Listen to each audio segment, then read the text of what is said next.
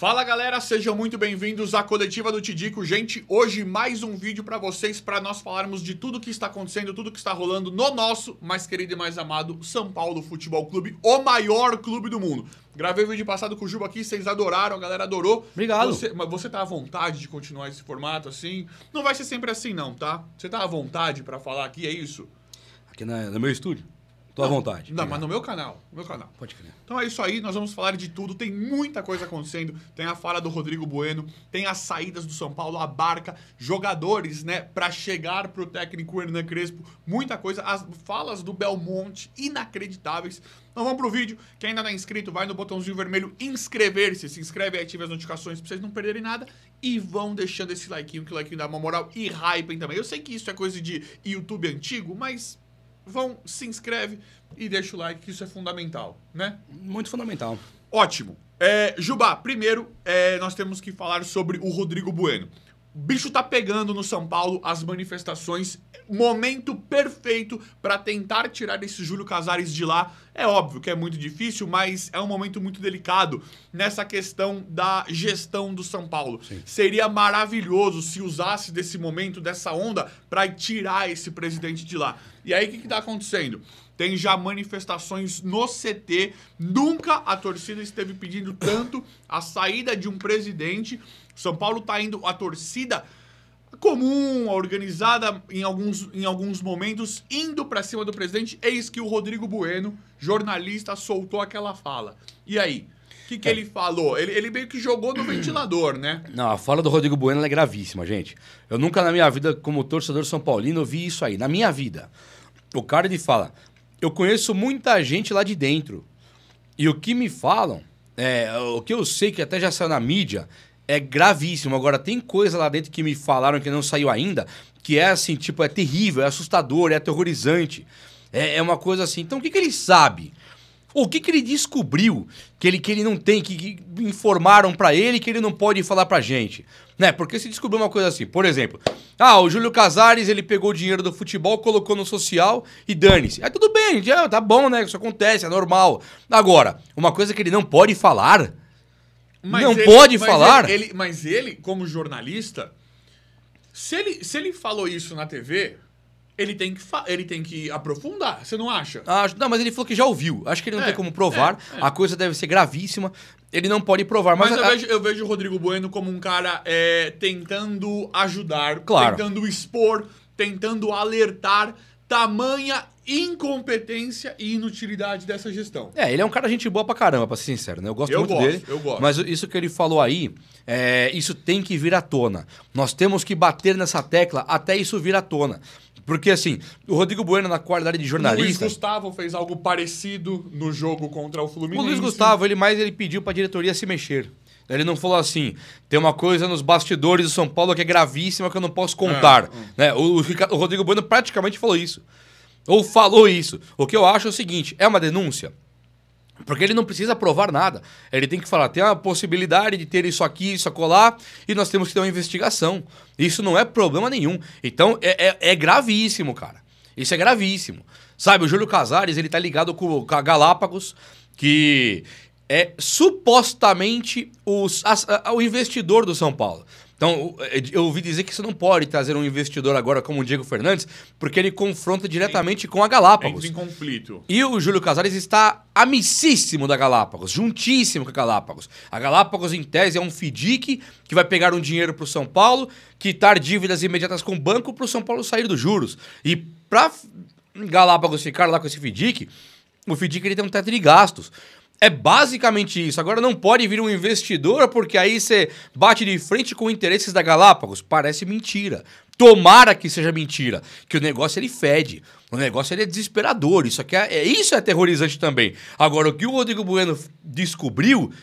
Eu acabei de falar o lance da Galápagos. Falo abertamente aqui o lance do Marinax, Diego Fernandes, tudo dentro do jogo. Dentro da regra das 4 linhas. O que o cara descobriu ele não pode falar, cara. É gravíssimo. Louco. É gravíssimo. É gravíssimo. E aí o Belmonte virou celebridade. Vocês estão vendo aí? Agora ele virou celebridade, né? Depois de tudo que aconteceu, ele foi dar entrevista ali tranquilo. Tava bonitão lá. É simplesmente assustador, né? É surreal. E aí ele continua. Ele continua falando que o trabalho dele é bom. Ele entende que o trabalho dele é bom. O engraçado, né, Belmonte, é que você veio falar que ganhou uma... Qual que é aquele título lá? Não a Copa do Brasil, o outro. O do Palmeiras. Recopa? Supercopa. Supercopa. Do Brasil. Supercopa. Eu ganhei uma Supercopa. Eu ganhei a Copa do Brasil. Engraçado que quando perdia, quando era humilhado, você não assumia a responsabilidade, né? O engraçado é que quando você sumia, o Casares só postava quando ganhava, Casares só postava com quem fazia gol e quando ganhava, só na vitória. E você, pra mim, eu tenho quase 35 anos, você foi o diretor de futebol, se é assim que eu posso chamá-lo, o mais ausente e mais inútil que eu já vi. Mas aí tem um contraponto. Hoje o Belmonte, né? Ele dá uma entrevista... Ele falou que ele acha que é bom o trabalho dele. Não é só isso. Ele dá uma entrevista pra Globo hoje que ele coloca umas coisas que ele, basicamente, ele me convence de que ele é bom e o Casares é ruim. Ele me convence. O Casares, ele foi... Mas quando não é assim, quando você escuta o Casares, você fala, esse cara não, é o melhor. Não. O Casares, quando ele dá entrevista, na qualidade de presidente, ele falou que teve erros e que ele é parte do erro também. E ele tem aquela arrogância, aquela soberba muito peculiar dele, né? Que é uma coisa dele mesmo. Agora, quando o Belmonte ele fala as coisas que ele falou na entrevista hoje, só para dar um contexto aqui. Belmonte, em linhas gerais, ele falou o seguinte: time de futebol tem que investir. Palmeiras e Flamengo vão para a final da Libertadores e estão disputando o Brasileiro, não é por mera casualidade, é por investimento. E nós, São Paulo, temos que investir também. Ficar nesse modus operandi, nesse jeitinho de fazer futebol do Casares, que é não investir nada para tentar economizar 50 milhões num ano. O São Paulo deve 900 milhões. Não, isso é ridículo. Se você for ganhar 50 milhões um ano, 50 no outro, 50 no outro, você demora 18 anos para cobrir 900 milhões. E ele falou, tem que investir no futebol. Primeira coisa gravíssima que para mim tem aí na fala do Belmonte, é que ele fala, temos que investir no futebol. Aí ele fala uma coisa que não é gravíssima, que fala para voltar a ganhar, porque aí sim você tem de fato um investimento, patrocínio, bilheteria, investidores, esses caras querem vir para o São Paulo. Agora, o que ele fala aqui, eu achei gravíssimo também, ele fala, o São Paulo tem que investir no futebol, mas o São Paulo não tem a clareza do que ele quer. E esse é o grande problema. Vou traduzir isso da maneira que eu interpretei. O São Paulo tem que investir no futebol.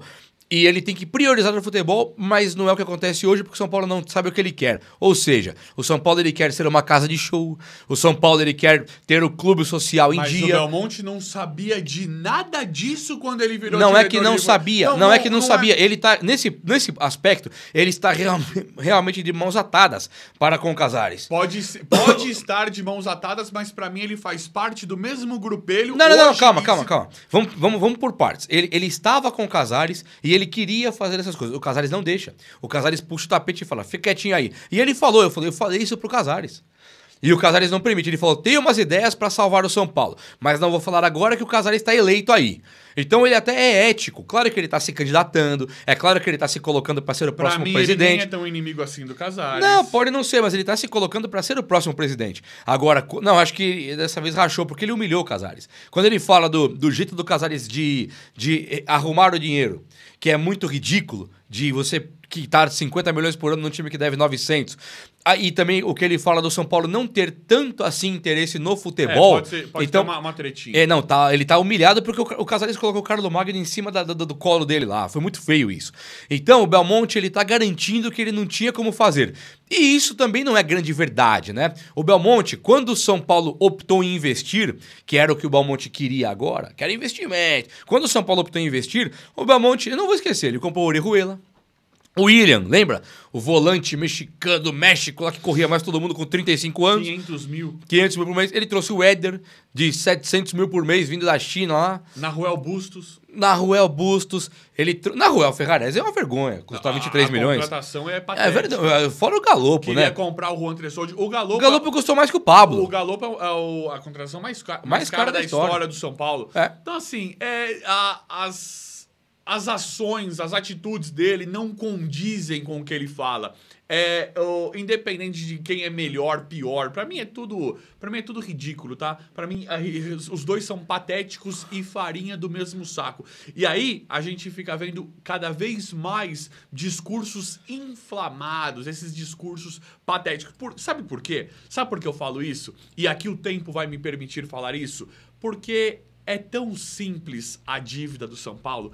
Vocês chegam pra mim e falam todo dia aqui nos comentários: Tidico, não dá pra fazer nada, tá falido, não sei o que lá. É tão fácil. Porque a gente chega e critica.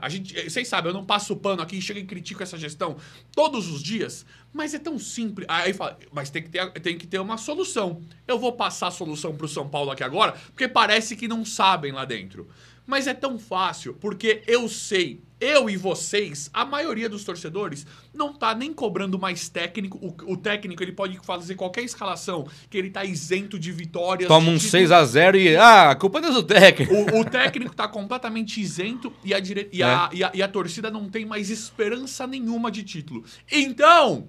Por que não tá desde 2022 ou desde 2023 não gastando nada, comprando pouquíssimos jogadores tipo o Mailton? Você traz Mailtons, jogador de Série B que tá se destacando. O Mailton, ele tem um corpo forte, ele é barato. Você traz esse... A verdade é que o Júlio Casares dobrou a dívida do São Paulo com a prerrogativa de que não investe e também só não vendeu Beraldo Pablo Maia e Nestor na época, né? A única desculpa que ele tem para ter dobrado a dívida do São Paulo é: eu não vendi o Pablo Maia e o Nestor quando me pediram em 2023, segurei e ganhei a Copa do Brasil. O Casares, ele é um bicho feio, né, cara? Aí nós já estamos completamente conscientes, nós estamos conscientizados de toda essa papagaiada que acontece no São Paulo. Então a gente já não espera muita coisa.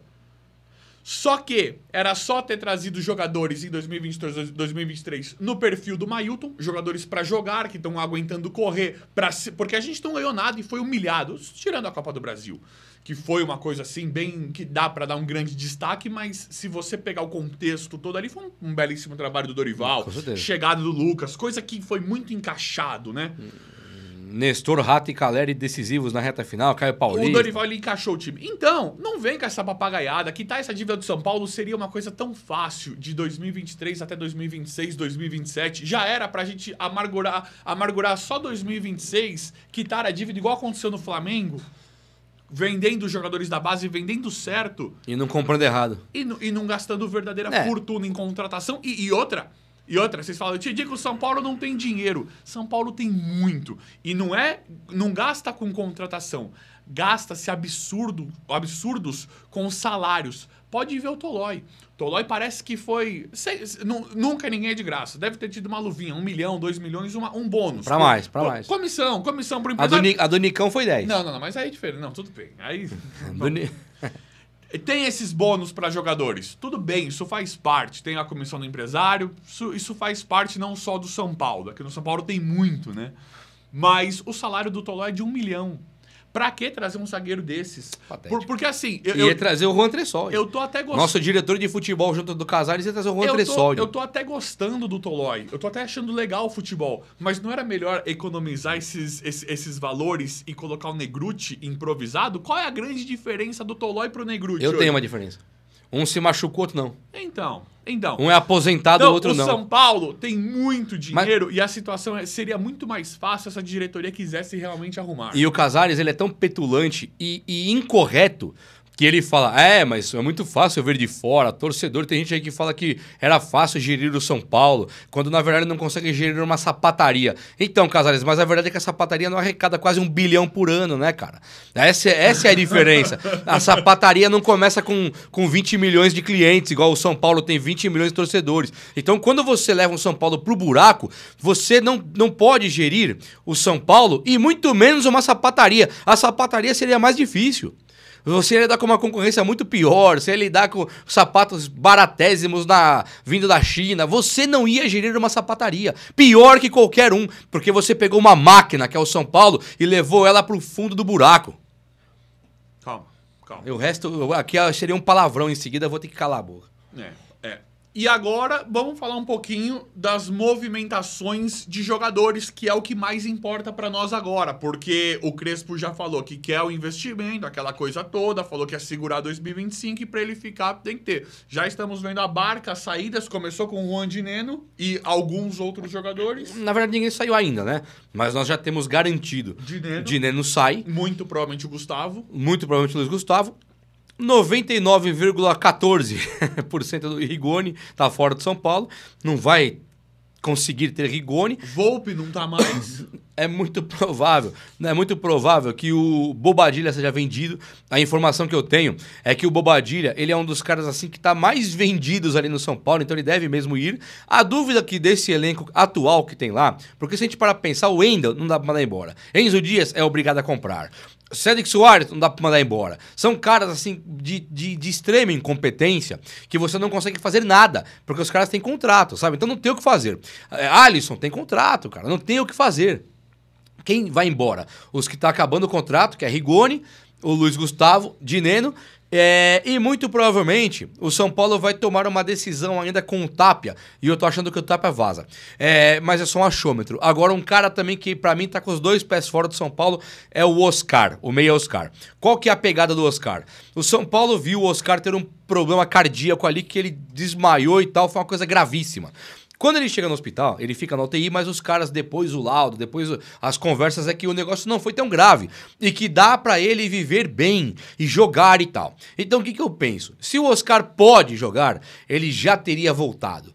Se o Oscar não pode jogar, por qualquer dúvida, qualquer medo, quer ouvir uma terceira opinião, eu acho que ele vai parar só pelo aspecto dúvida. Ele não precisa disso. Então acho que o Oscar é um também que puxa o carro aí pra ir embora. Boa. E aí, a gente... Surgiu aí que o Boca Juniors também tá querendo o Caleri a todo custo e eu não descarto, hein? Mas o Caleri falou que ia ficar mais um aninho no São Paulo e depois ele ia pro Boca. Ele já falou que tudo ele vai... Eu acho que vai ser decidido na vaga da Libertadores ou não. São Paulo classificou pra Libertadores, na pré ali. Cruzeiro campeão da Copa do Brasil. São Paulo pegou a 8ª vaga, deu certo. Libertadores, Caleri tem uma chance enorme de ficar. Não deu certo, Caleri deve vazar. Se fosse o Juvenal, ele renovaria o contrato do Caleri no corredor. No corredor em pé. Mas você não quer comparar Juvenal com o Júlio Casares. Não, né? De jeito nenhum. E aí, Juba, já começa o burburinho dos jogadores. A diretoria está falando, eu duvido muito, a diretoria está falando que não vai trazer nenhum medalhão. Só jogadores de menor expressão. Quero só ver, né, como é que eles vão justificar os gastos do São Paulo. Eu duvido que não venha medalhões. Também duvido. Vamos ver. Eu duvido que não venham medalhões. Falaram que vão contratar jogadores de menor expressão. Acredito eu, tipo o Mailton, assim, jogadores da Série B ou jogadores da Série A, mas que estão em clubes menores, pra pagar baratinho. Eu duvido que isso vai acontecer. Só o Bertolucci liga lá que cai 2, 3 aí desconhecidos. Duvido que não vai vir um cara da proporção do Rames ou do próprio Oscar. Duvido. Também duvido. Ainda mais se o Oscar parar, né? Duvido. Mas quero só ver. E aí um nome muito interessante é o do Aleph Manga. Estão falando em Pedro Rocha. Eu acho bom jogador. Eu acho bom. Estão falando do... que o Aleph Manga ele teve um problema sério aí, né? Estão falando do Pedro Rocha, mas o Pedro Rocha tá meio valorizadinho, tal. Eu acharia interessante um Pedro Rocha. Eu gostaria... Posição um pouquinho diferente do Matias Rojas, que foi oferecido, ou até mesmo o Pete Martinez, que não foi oferecido, mas pra mim é um cara que eu adoro. Tudo jogador desvalorizado. Matias Rojas, Pete Martinez, Pedro Rocha, menos ainda, e o Aleph Manga, que tá lá escanteado no Avaí sem clube, agora tem interesse da Ponte. Eu tentaria dar uma olhada nessa questão do Aleph Manga. Se vai contratar jogador nesse perfil, Aleph Manga tem 31 anos, e aqui... eu sei que vocês vão falar, Tidico tá velho, Deus me livre, é bagre. Só que assim, é uma coisa que você defende, não vale nada. O cara não vale absolutamente nada. Você não tá arriscando 20, 15, 10 milhões, você tá arriscando nada. 1 milhão, salário, 2 milhões de luvas e salários. É uma condição que eu acho interessante, o atacante. Ele é muito habilidoso, né? Ele dribla pra caramba, ele corre pra caramba, ele tem aquela passada larga do Bruno Henrique lá. Então eu acho que ele é um jogador também interessante. Não sei se o Aleph Manga, pelo extracampo dele, né? Ele vai, todo lance que ele errar vai gerar aquela suspeita. Será que o Aleph Manga deu mancada aí nas apostas e tal? Então eu fico meio preocupado. Como o São Paulo tá desmantelado. Mas isso aí não é culpa do São Paulo. Não, não é problema. Não. Mas pra mim, como o São Paulo tá desmantelado, o momento pra mim do São Paulo de contratar é caras em alta. O Aleph Manga não está em alta, ele tá fechando com a Ponte Preta, ele teve um problema seríssimo, ele era do Curitiba, né? Então ele não é um jogador assim que você fala, nossa, chegou meu craque. Não é. E o Tapia? O Tapia hoje eu queria no São Paulo e chegou em baixíssima. Eu não queria o Tapia, não, eu queria o Pedro Rocha. O Pedro Rocha é artilheiro. No final do dia, no final do campeonato, Pedro Rocha, Tapia, Aleph Manga, Sacha, é a mesma coisa. Talvez. A mesma coisa. Se o Tapia for muito bem, surpreender, ele pode chegar a fazer o ano que o Pedro Rocha fez. E não adianta falar, Juba, mas o Pedro Rocha só fez no Remo, porque era a Série B. Concordo que era a Série B, mas a facilidade não tem. Não, ele tá muito melhor, ele jogou bem. Não tem facilidade. Pensa comigo. O Remo, ele não tava jogando com a Arrascaeta, né? Com o Flaco Lopes, ele tava recebendo... Também é um time de Série B. É um time de Série B. Igual, então ele jogou sozinho também. É tudo ruim igual. Então, se o adversário não é tão qualificado como o Gustavo Gomes para marcar ele, eu concordo. Mas o companheiro dele também não é qualificado como o Arrascaeta para tocar a bola para ele. Então a dificuldade é igual, o cara destruiu. Agora você coloca ele para jogar lá com o Lucas no auge, Ferreirinha voando, você coloca ele pro Marcos Antônio, toque me voe. O cara pode jogar pra caramba no São Paulo. Eu gostaria. Pode dar encaixe. Mas é isso, galera. Vamos ver como é que vai ficar tudo. Eu sempre vou apurando, atualizando, trazendo tudo aqui pra vocês em tempo real. O vídeo hoje foi esse, espero que vocês tenham gostado. Valeu, Juba. Tamo junto, meu parceiro. Se inscreva no canal, vão comentando. Quem quiser comentar alguma coisa, se inscreve aí, ative as notificações e deixa o like. Valeu, gente. Até a próxima. Tamo junto.